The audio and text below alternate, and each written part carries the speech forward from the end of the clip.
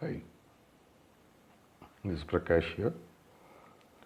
In any given sales situation, the standard question we always ask as part of the training program to the salespeople: what is it that finally clinches a sale?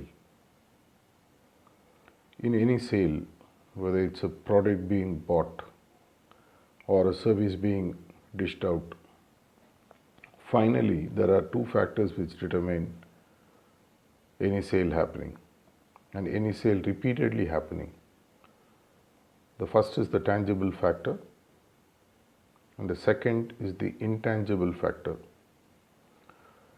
The tangible factors are like your product, specifications, price, the kind of benefits that it openly offers, all those things. Visually, what the customer can compare. This applies uniformly across all sectors: capital intense products, repeat use products, services, malls, theaters, anything that you talk about. And the second one, which is actually what the clincher is what we call as the intangible factor in any sale. What is an intangible factor? Well, there are several measures. There are two important factors that makes a customer to go ahead and choose your product or service. How his mind and his heart are touched. When it comes to the mind, the intangible is how his ego as a person you are able to tap into. And when it comes to the heart, how are you able to touch his feelings and make him feel good about the interaction? It is always said that the biggest clincher in any sale is intangible, to the extent that 90% of what transpires in a sale is finally the intangible, which clinches the deal. The relationship that you build, the care that you display, the compassion that you are able to exhibit.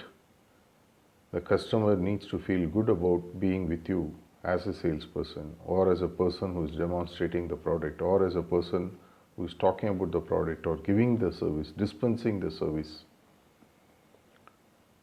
Only 10% goes to the tangible. How the product looks is not as important as how the product feels in his mind and his heart. And both put together can be called in very simple terms: customer experience. Finally, it is the customer experience which clinches the deal. And that happens even before he has stepped into your property or in your place. Right from the time he gets in, how he is treated at the gate by the security. Right from the time how he is talked to, how he is responded to by the people who he meets inside your organization, if it is a physical visit to your place. To a great extent, even that is controllable. Imagine a person visiting you over phone, through electronic media, through a web store or whatever. How easy or how difficult it is to define a customer experience. Specifically in these times of social distancing and physical distancing, which is going to stay for some time, all the old models of customer experience has more or less gone out of the window. Some of them remain, but to a great extent, all of them will have to get redefined. When the lockdown is going to end shortly and then businesses start resuming, this is the time you have on hand for you to reassess what defines the new normal of customer experience of people working with you. Define your customer and define the experience that they will need for them to make a buying decision in your favor again and again. From the time that they get to know about your product and service to the time that they have actually converted that into a buying decision, the entire chain needs to be defined as customer experience. If this is not done, what is likely to happen is that all the infrastructure that you have created, all the great, wonderful products and services that you have put together will come to naught, and you will find that you will be at the end of the line of what we call as a frustration line, a long, never-ending frustration line. Finally, what clinches every sale is the customer experience. Customer is the king. And we have to learn to give him that experience.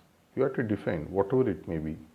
Do some research, do some mystery shopping, or ask people, take feedbacks. Find out, don't ask about products and service, irrespective of what the product and service. Of course, good quality of a product and service is essential.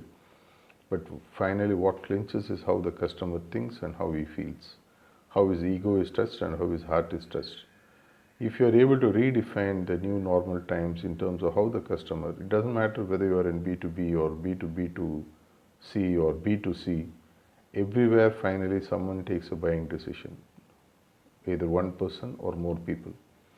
Till such time you are able to think through and create a winning experience which converts into a process. Post-COVID can be a pretty tough time. The idea is to survive, stabilize and surge ahead.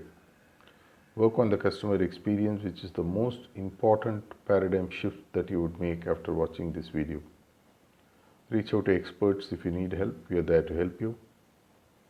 Thank you. Wish you all the best.